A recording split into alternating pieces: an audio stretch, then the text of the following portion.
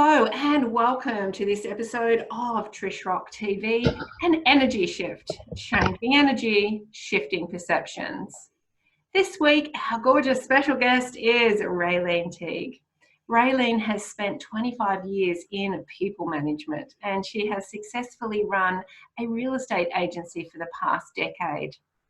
Raylene is also a business coach, working with small, medium and large businesses with clients, boasting the likes of Coca-Cola, and also HR manager for an international manufacturing facility. Raylene is an international speaker, yoga teacher, and also Vice President membership of North Lakes BPW, which is Business and Professional Women's Association, which we'll be talking a lot about. Mother, wife, grandmother, warrior woman, and crazy dog owner. It's my great pleasure and honour to welcome Raylene. Hello and welcome. Thank you, Trish. What a lovely intro. That was beautiful. We'll find out more about the crazy dog owner later. That's intriguing. But yeah, thank you so much for coming on. Where did you first get started on your personal development journey? Yeah, thanks, Trish. Great question. When I was late teens, probably 18, 19, I come across Louise Hay, You Can Heal Your Life. Okay. And it was really a transformative book to see that emotions sit in our body and thoughts create physical ailments, let alone our history and what that does to us. So that book I have bought, I don't know, maybe 10, 12 times. I've bought a copy of the book now, read it again, and then given it away to someone. And then years later, I go to look for it again, and it's gone, and I can't remember who I gave it to or what I did, so I go and buy another copy. So it's a fantastic book. And then just started to get into Wayne Dwyer, Deepak Chopra. Yep. And a lot of those gurus who want to class them into that category. Tony Robbins even. I just became thirsty for knowledge on personal development and growth. Yeah. And seeing, I don't know if we want to talk about this now, but just as a child, I would have people, as in spirits, walking up and down my hallway. Yes. So I was looking for answers. Yes. Yes, I need to find those answers within, really. Yeah, because you are highly intuitive, and you know that has started quite young. And I think when you have those experiences, you are kind of drawn to learning more, and not just about motivation as a human, but also the other side of it, which is creating why we've created our reality, and what's the bigger part of that, and really exploring all of that. So with your personal development, did that start at a younger age, or was it kind of more later when you started businesses and those kind of activities? Personal development side, you mean, or the intuition? The personal development side. Well, that started, probably about that before I really got into work. And then as I started to get into businesses, I noticed that a business really was a reflection of the person who was running it. Yeah. And that energy was taking the business on whatever path it was going. Yes. So I just started observing a lot, I think, to see what was happening. As much as there was infrastructure in place and hierarchy, it still all came down to that person at the top and where and how they use their energy. Yes, yes, yeah. See, it's interesting, isn't it? Because a lot of people don't see the association with that, but it's absolutely true. Our energy is everything, and it will start from the top. So so you are very multitasking. You're a very busy lady, and you know what they say: you want something done, ask a busy person. So, what is your ideal day, or week, because you are a busy person, but you also need to stay centered in who you are and on purpose. So how do you keep yourself grounded with all of the different things that you do each week? Yeah, again, that's a great question. I find that I have to, daily I have to exercise, whether that's walking the dog, doing a yoga class, sweating it out on a bicycle in the spin class, going for a swim. There has to be some sort of movement daily. Right. And you know, just yesterday I didn't. I had an auction on, so I was all just not stressed, but just wanting to make sure everything was right, all the I's are dotted and the T's crossed. Yeah. So no, I haven't got time for that. And last night it was 2:15 before I went to bed. Because I hadn't had that exercise. Oh gosh. My body just wouldn't wind down. It wouldn't stop. The brain wouldn't stop. Yeah. So again, it was just another little reminder that, you know, 30 minutes is all you need. Yes. Yeah. Could quite easily fit that into my day. Interesting, isn't it? And it also lifts your, you know, different chemicals for mood and everything in your body too. Yeah, very much so. And I find that so much, Trish. Exercise is for my mental health first and foremost. Physical health, benefits, yes, they're great and they're a great payoff, but it's my mental health that it's got to be done for. On top of that, meditating daily is another must for me. Yeah. Sometimes it's only 10 minutes. That's enough to reset. Yes. Sometimes that's a nap after lunch or close the eyes. Sometimes it's first thing in the morning or last thing at night. I don't really have a structure of when that happens. I go with the flow of what the day has on and where I need it most. Where you can fit it in, because I think some people with meditation, they don't do it because they overload themselves with too many rules. But meditation is a mindfulness exercise, and so you can do that for 5 minutes. You can do it for 3 seconds at the traffic lights, watching the clouds. It really is a mindfulness. And the other night, sorry. And a couple of my intuitive friends have also said that exercise gets them out of their mind as well. Yes. Yeah, very much so. When I swim, I just zone in on that black line and follow that, and that is such a meditative experience for me. Yes. Just counting those, 51, 5,200, 5,300, just that repetitiveness. It's almost like a mantra. Yes, absolutely. And you would forget even any pain that's happening. Yeah, exactly. Yeah, very much so. I mean, probably my other key point to my day is food. Making sure I've got good, fresh energy food, if that makes sense. You know, we have a very little herb garden, veggie garden, and I grab some spinach leaves out of there every day and throw in my smoothie, so they're very much alive with energy. Yes. Really just trying to think, slow down, stop, take 10 minutes to eat something mindfully. Yes. Without playing on my phone, without reading, watching the TV, talking in a meeting. It's a real discipline. Yeah. Yeah. Time expands and it contracts, I think. We were talking about time before we started the interview. I do believe time will expand to include everything or contract if you're wasting it. It comes and goes. Yeah. It's a real discipline to keep that good energy.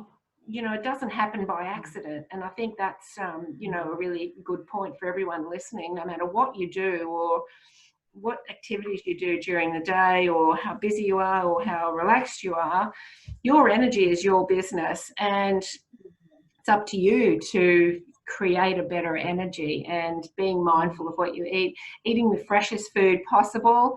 I've got a big family of possums here, so a veggie garden is kind of out of the question at the moment, unless I get a greenhouse. But when you can pick it, the energy is so vibrant and that goes into you. Yes. Yeah, very much so. I know there's so many cliches of you are what you eat, but it's so true. It is true, yeah. stopped recently, or a little while ago, at a service station and was hungry and grabbed some lollies, and I had a couple, and I thought, I'm eating plastic. Like, really? So by the time I got back to the car, I threw them in the bin beside the pump. You know, I just don't need it. Oh, now your mind has to be alert as well, because in real estate, like you're running a real estate business, it's always full on, and you've got to be very alert too. What do you love most about real estate? I know you've got a real passion for it. What do you love most about it? Oh, I do, Trish. I love the connection of people, that somebody comes and helping them to achieve their goals. So recently some people wanted to semi-retire, they wanted to move up the coast. I have a bit of a sea change, and I could help them achieve that goal. And sometimes, like any coach, you have to do the hard yards. You have to tell them what they don't want to hear, get them to do what they don't want to do. Yep. Get them out of their comfort zone. Yes. Then on the buyer's side, I had a beautiful family, and wanting them to come into a family home now that will grow with them, let them expand within it. The kids were 7, 8, 9, and to see them now come into teenagehood in that house, you can see the vision of them growing and developing in that space. Yeah. And that's another goal, helping them move on. So it's this combination of helping people with their goals, and then I suppose on the intuitive side going, oh, I know, I've got the house for you. I know the one. So many times people say to me, no, we want a single story, we want this, we want that. And then they buy a 2-story without that or this. Because I think, I just know the one that is for you. Asking enough questions then to get them to realise what it is that what they're saying, but what the story they're telling are two different things. The words are different to the emotion of what they're trying to create. So helping them to find that direction within themselves for their future. Does that make sense? Absolutely, and you're really bringing all your intuitive gifts and your business coaching into all of that as well, which people wouldn't really think that goes into a real estate deal, and it doesn't always. And that, I think, makes the difference between actually selling someone their home or finding someone their home, or just another property. And that makes a big difference, as you say, on the ground level with the families, and the joy that they get in really feeling great as soon as they walk through the door. And then to take that energy to a different level. Also, been in some houses and the energy is just not right. So I've had to go in and do sneaky house cleanses and move this energy around and get it where it needs to be. And I've said to sellers, you are too attached to this house. You are not letting it go. Yeah. I can encourage the seller to go and thank every room, thank them for the memories, all those walls, all those stories that they hold. Yeah. Thank it and let it go. And I can think of one beautiful woman that she did that, and that weekend she got an offer on the house. So she got it worked, It gives me goosebumps, because it's just so true. So I just love that you're bringing that into real estate. As you know, I was in real estate in Canberra, and there were houses I went into as a property manager, and I had to do clearing and I had to do all those things, but I couldn't bring that conversation back to the office, because it was kind of, oh no, you're not there to do that, Trish, and don't get involved in that, and blah, blah, blah. But I couldn't see people suffering with, fear and awful energies in homes. And so, I kind of had to sneak around a little bit. But I mean, I think it's great that we can begin to incorporate all those things, because it's all really important. Energy matters. Yeah, very much so. It's a whole life, a holistic approach to life. You can do a little bit of it and succeed wonderfully, and there's some real estate sharks out there that make lots of money. That's right. And have the perception of success. Yes. I might not make as much money, but I'm happy with the service that I provide. Absolutely, absolutely, and ultimately, it's really about it's what fills your heart with joy, and that's absolutely what does. So, as you've grown and evolved, how has life changed for you? Yeah. I grew up in a very a beautiful household. I had a beautiful family and beautiful parents. My dad, however, everyone that knows him will tell you, he's in heaven now, that Dad was very reactive. Okay. And I know I am very much like him. Fly on the handle very quickly. My poor children, as toddlers, they cop the wrath of that. But as I got older, I mellowed a bit and can now, I suppose, have that awareness, that introspection and stepping outside of myself to look at myself and my reactions, and just slowing down, I think, is such a key point. Yeah. Like that. It might be a millisecond to judge something, or it might be sleeping on it.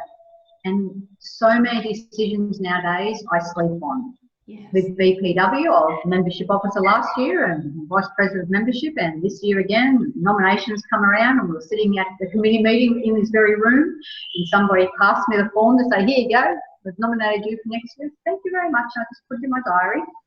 And the president rang me later and she said, are you not accepting nominations again? I said, I'm sure I will, but I will sleep on it. Yeah. I just want to make sure this is where my energy wants to go for another year. Yep. And I did. I didn't want to feel as though I'd made that decision off the cuff on other people's expectations. Yes. Yeah. It was on my terms, on my decision. And sometimes that sleeping on it goes on for another day or another week. Yeah, but it needs to be on your terms, because how often do we not do it on our terms, and then we feel resentment for having to do this thing that we didn't want to do. So that's a really great advice to everyone listening here. Breathe into it and sleep on it. If it feels like it's something you want to do, go ahead. If not, say no. No, yeah, and look, as a real estate agent, we recently purchased a block of land, or put a contract on a block of land in a beautiful spot up at Raylenes Creek. Yeah. And the contract was all proceeding, and the day before we were due to go unconditional, I'll just go for a drive up there myself. Went for a drive up to make sure I can do this drive. They sat on the block. It was beautiful, koalas and kangaroos, and it was just a magical place. Found a local coffee shop I had and had coffee there. Got home that night, slept on it, woke up in the morning and said to my husband, no, not doing it. Not happening. Just had to work it out for myself. Yeah. Yes. Yeah. And now that we've bought a home in Murrumba Downs, we often both wake up and go, oh, isn't it nice to be here? Yeah. Still both happy there. So it's just, that's beautiful. you find what's right, you've got to tune in to know it. Absolutely, and that allows you to have this busy life with all the different things you do, because you actually love everything you do, so it makes it easier. You don't wake up in the morning and go, oh, I've got that thing. Right? You love them all. And one of the things you're really passionate about is this not-for-profit organisation that you are with and that you do lots of work for. So tell everyone listening about this, and you know, what your role is in it, how it's growing, and and how people can also get involved. Sure. Thanks, Trish. BPW is Business and Professional Women Association, so professional women from nurses and doctors through to women that own businesses, and everyone in between. We have young BPW, so we have students as well involved in the organisation. It's a great way to travel and see other countries, because you just find a BPW club there and off you go, and you've already got a sisterhood. Oh, how wonderful. So it's global? Yeah, anywhere in Malaysia, New Zealand. We had the President of New Zealand recently. Our club at North Lake hosted the national conference. Okay. People from the Philippines and all over the place come and see us. We actually had one lady there who's a nurse. She was our representative at the UN. Yes. I went to the UN and did amazing things, sat with kings and queens, and just had an amazing experience. At some point in time, the Australian medical ambassador, I can't remember his name, came out and said, I need somebody who knows medical stuff. And she just put up her hand and she ran. All of a sudden she's talking to delegates at the UN. And so there's amazing opportunities globally through to locally. There's little clubs. We're a small club. We're only a few years old. We're at the moment addressing the UN Sustainability Development Guidelines of number 4, which is education. Yep. We're providing 6 bursaries for a young lady across the Moreton Bay region. Beautiful. To, just help her with the cost of her education and to encourage her to stay in school. So it's sort of for a year 9 to 11 girl to keep them in those senior years, keep their education level and take that to a higher level. Yeah. So that's one of the projects we've got running. We have a monthly meeting where we have amazing guest speakers that we get. They're just incredible. This month we've got one from the university, the new one at Petrie. So somebody's talking about what that's going to bring to the region. Wow. Okay. We've had an ex-Brisbane nurse who became a paleontologist, and which amazing. Oh, she's now out in the dinosaur trail out back of Queensland. Wow, okay. Dinosaur trail out there. So she's a paleontologist out there. She's a curator of one of the museums. Oh, gosh. Well, she's really following her passion. I should have her on the show. Oh, absolutely. She's an amazing woman. And there is just such this plethora of knowledge there for mentoring and advocacy for women on a global scale through to just locally, just helping each other. The business, I know when I first joined, it was just 2 hours once a month. Just 2 hours once a month for lunch and me to be surrounded by other business women or just women in general, all wanting to join forces or just get some estrogen, working in a male environment. I used to sit in a tiny little office, which was originally my husband's office, and then as the business grew, we had Paul and Peter, another salesman, and myself, 3 desks jammed into this little tiny corner office, and the testosterone would just be feeding into me. So I just needed some girl time. Yes. So I just went along and I just enjoyed the speakers for probably 12 months until I thought, I need to give back. What can I give? How can I be involved? And then I come on to some committee meetings, and then all of a sudden one thing leads to another, and then I'm vice president of membership. Helping ladies understand, why become a member, why get involved. Everything has a cost. Everything has to have insurance coverage, all that sort of stuff. We have programs of personal development again. We have a program called Keys to Achievement. So that's helping women to just polish up on there, whether it's a public speaking skill or a media release, writing a media release. So little tasks that they can do to get a certificate, get a level. And Trish, being a business coach in the past, owning my own business, managing people, I thought, seriously, do I really need to learn how to write a media release? Do I really need to learn how to introduce a guest speaker? But then doing it, I thought, there's something I've learned. Yes, that absolutely. I didn't really have in my tab. I thought I would know how to do it, but then I would Google how to introduce a guest speaker. Okay, take their bio, make it your own, put it in the words like you did earlier. So there's always something we can learn. Again, another personal development. Get off your high horse, Raylene, and see what you can learn. There's always something, isn't there? And even I got taught that many years ago. I was in a network marketing company, and I used to train the other people. And when I first started doing that, I was quite nervous. And I said, "Oh, but what if everybody in the room knows more than me? And I'm there because I'm so new." And my coach said to me, "There's always something that people will learn. There's always one thing that someone will go, ah."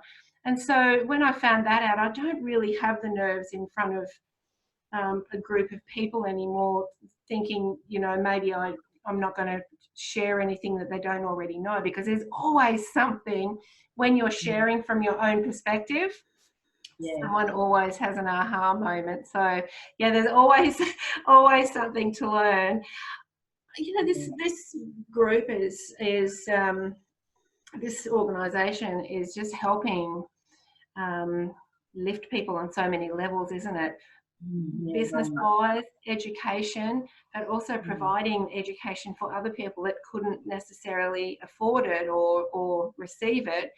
And education change that's what that creates the change in the world.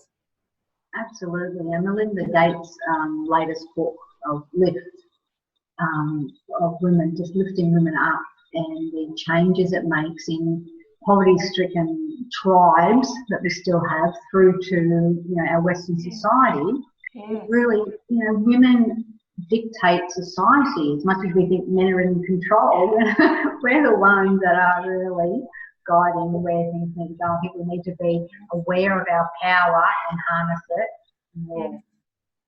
Absolutely. And organisations like this really allow people to tune into their own power and then start to express it in a way that they can be there in the safety of the organisation while they gain their confidence. Yeah, Very much so. Wonderful. And then, you know, we have some amazing women that we had recently a seminar here at North Lakes that was funded. One of the women is amazing and gets funding from anywhere. Got a grant from Stockland, and we put on a morning of speakers and had an amazing speaker. Michelle was an ex-journalist, so she spoke about the media side and promoting the business. I spoke on intuition. We have a young BPW who works full time, but also has a jewellery design business, and you know, her challenges and achievements that she's made. We had a nurse who is also a wellness coach. So to be able to share all this knowledge with other women was just incredible and uplifting. And one of the delegates, I know I said that there's nothing new under the sun. You know, everything I'll speak about you've heard in another format or another way. Maybe you're ready to hear a different part of it now, or maybe something will just go, aha, that something's happened yesterday and you'll see, or something's going to happen tomorrow and you'll get that aha moment. That's sharing. Absolutely. And Louise Hayes, I remember, said that once, because she holds the summits, or she's passed now, but they still have the Heal Your Life summits. And I remember seeing her, and she said, you know what, I might have 100 people on this stage all saying the same thing, but they're all delivering it in a different way, and they're reaching people that they need to reach. And that is true about everything. And the more people that are out there speaking their own truth, the more people that are getting the ahas. Yeah. So we've touched a little bit on, you know, how you're exercising is a big part of your life, and so is, you know, resting and enjoying your beautiful home. Are they two of the key elements of keeping that balance in your busy work life? Yeah, I think so. You know what? I think a dog balances you. Alluded to the crazy dog. Let's get to the crazy dog lady. We have a 2-year-old border collie who's a very busy boy. But I think there's a myth, this farm dog thing, because he loves to lay on the couch. He loves to get settled. You stop patting him, he'd grab you, and the little paw comes across and grabs your hand again, and continue with that. But to take him for a walk for the morning, and you're focusing on somebody else that's relying on you. Yes. You know, it's a wonderful feeling. And you know, my home really is a place of calm and restoration for me. As a young person, I was always surrounded by. I had many different groups that I fitted into. You know, I had lots of different groups of friends, and every birthday or gathering always had lots of people at it. The older I've got, the less those people have become in numbers, but the bigger they are in connection. Okay, interesting. Yeah, it's a deeper connection. I get together with my friends who I'm turning 52 in November. I have friends that I've known for 52 years. Wow. They were there when I was born. I was 6 months old. Now, there's not a lot of people who can say that. Say that, absolutely. So we'll get together again in November, and it's just, there is no crap.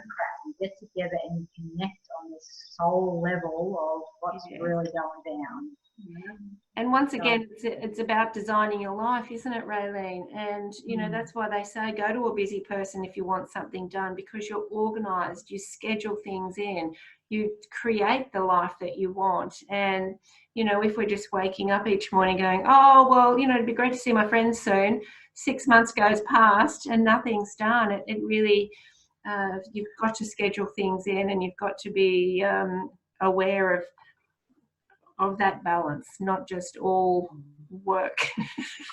Yeah, very much so. And look, you know, you don't have to have these big European holidays every year. No. They're very wonderful, but you know, a friend's got a holiday house at Hawk's Nest, and we're just all going to go and crash there and take a extended long weekend, and that'll fill my cup for however many more months that it needs to be filled for. Yeah. Beautiful, beautiful. So if the people listening in, if they are leading a busy life, you know, especially maybe some of the young mums that are listening that have got businesses and then the kids and everything else, it is important to take that time out to fill your cup. And, you know, that's been a big message across the board with all of my readings recently too. It's like, you know what, you need to stop. Your cup is empty. You've got to fill it and nurture yourself with what you love doing. And when you love your work, that's great too, but there has to be the downtime of the mind and really connecting with what's important to you. Interesting what you say about young mums. I remember being a young mum and never taking time away from the children. Being there and being so involved and committed. And then as they got into the school environment, can you hear that noise? Yeah? The motorbike just started. It's not coming through.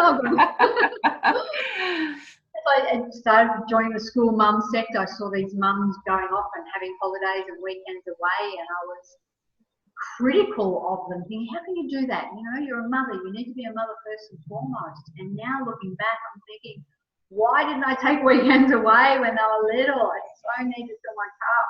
I was a HR manager at that point in time with toddlers, and I would fly with them if I was going down to Newcastle where my family is. We had a facility down there, so I'd fly in, drop them off to my sister or mum and go and do what I needed to do. And I remember that analogy on the plane, and them saying, you know, when the oxygen mask drops, mum, put yours on first. I thought, how ridiculous. I need to put it on the kids first. I need to save them. Until one of those flights, I went, oh, wait a minute. I can't put it on them if I'm passed out. That's right. So a little aha moment from realising that you've got to fill your own cup first. Absolutely. And some people still do that just with friends or their partners or work colleagues. Everybody else takes precedence over themselves. It's really important to fill that cup, because then you're really working at 100%, not just energy, intuition and mind, but, you know, 100% where you are, being present. So, well, that's beautiful. So do you have any last bits of advice that you could give anybody who, you know, really is wanting to follow their passions, and, you know, maybe including, there's a lot of people's intuitive skills are opening up right now, and a lot of people are nervous about incorporating that into what they do. So perhaps some advice about maybe how to lead into that. Yeah, sure. Well, I run an intuitive women workshop. Actually, I had a gentleman in it last time, and we did it. That was fine too. So I needed to take the woman bit out of it and just say intuitive people workshop. And in that, I say that intuition, it's a combination of your awareness, everything you've learnt, even OTs, occupational therapists, are taught that the first thing that comes to their mind, that's not a random thought. That is all of the education and experience they've had, and that's probably the issue. So go with that gut thought. And identify how it's happening for you. Is it a thought? Mine's often somebody talking, and I think it's somebody external to me. There's words going around. Yes. Some people, it's the niggle in the back of the neck, or the feeling in the pit of their stomach, or a tightness in their chest. The skin crawls. I always like you getting goosebumps. It's telling your body is talking to you all the time. Yes. So your body's identifying it. So you've got this awareness of all this knowledge, of all this history, all this education that you've got. You've got this amazing computer here of a left brain and a right brain, and there's all this information sitting in this filing cabinet, and this right brain is forever searching through it for information to deliver it to you, say, hey, here you go, look at this. And then, there's the connectedness. I know I can talk to your environment and your listeners on connectedness. Yes. And, I call it biology, the brain, and I call it awareness, and I call it connectedness, but really I could probably say it's mind, body, and spirit. Yes. Yeah. Connectedness, play with it, play around with it. When you go into the shops, where will I find a car park? And just go where you're guided. They always show up. always where you go. So before I even leave home, I will picture where I want that car park and go straight to it. It's always there. Yeah. Little things like that. Play around with guessing games, and just develop it in that way of when you're looking at somebody at the traffic light. If you're sitting there and you look at someone, they will look at you. Do you agree? If you're sitting there and you look at someone, all of a sudden they look at you and yep, back to straight ahead. Yep. Start finding things to expand that knowledge or that intuition, so that you know when it talks to you, when it whispers, it doesn't have to start to scream. Yeah. Just trusting it, isn't it? It's all about trust. And the other thing, before we interviewed, we're kind of saying, well, what area did you want to talk about most? But really, you are a whole in all of those areas. And so that's another thing I really, would like people to discover about themselves, and really acknowledge and embrace that, everything you do is part of you, and it all works so beautifully together. So, when you're multifaceted, you can't really just say, I'm this or that. You are all of it, one big whole picture. My yoga teacher, people are saying, oh, well, so you're going to give up real estate now? And just, no, it's just part of who I am. It is, absolutely. Here, and I'll sell a house there. Yes. What does it matter? Do you have to just be one thing? No, and that's the thing. I think that some people just feel they need to be one thing, and then they lose that beautiful passion and fire that the other things give them. And I just think it's wonderful. You bring your whole self to everything you do, and that not only fills your heart and your soul, but those around you as well. So now people will want to get in touch with you. So I'll have all the links here, but there's real estate, I'll have that there. And there's also your business association, the Business Women's Association. I'll have the links there for people. But you also run workshops. Yeah, so I'll give you a link for that. It's just on Facebook. It's Developing Your Intuition. Oh, wonderful. Chocolate with leading intuitive women out of it, and just call it Developing Your Intuition, because we've got to be there. Yeah, and that's a group here on Facebook? Yes, it is. Yes. Yeah. Perfect. So I'll have that link there as well. People can join that group. And in that group, if you are running workshops, you'll put all the information in there if anything's coming up. Yeah. It's amazing how fast the end of the year is coming. So my next workshop won't be until 2020. Okay. Vision. And I just Wonderful. So the best thing for people to do is join the group, and then they'll be the first to know. Yeah, absolutely. Yeah. And just I try to put insights on there every day and little reminders of how to tune in, what to listen for, look for, feel. Wonderful. That would be a beautiful go-to place on a daily basis for people to really just be in the moment and begin their mindfulness journey. Yeah, beautiful. Well, it's been an absolute pleasure having you on the show. Thank you so much. And it's been very insightful, and I'm pretty sure people will be not only reaching out to the group, but also wanting to get involved in some way in the Business Women Association. So now you're in the local area here, which is, what is this local area called? Moreton Bay. Moreton Bay. Beautiful. The Moreton Bay area. So if you are in the Moreton Bay area, or even, drivable distance to here, then you can come and, experience some of these meetings personally. But, all over the world, it's global. So I actually had a friend up from Newcastle last week who came to our meeting, and she's all excited and trying to find one down there. And so she's going to the next meeting there. Oh, excellent, excellent. That's wonderful. Really supportive group. So thank you. And thank you everybody for listening. Please connect with Raylene. She's just such a happy, bright, inspiring person, and fabulous energy.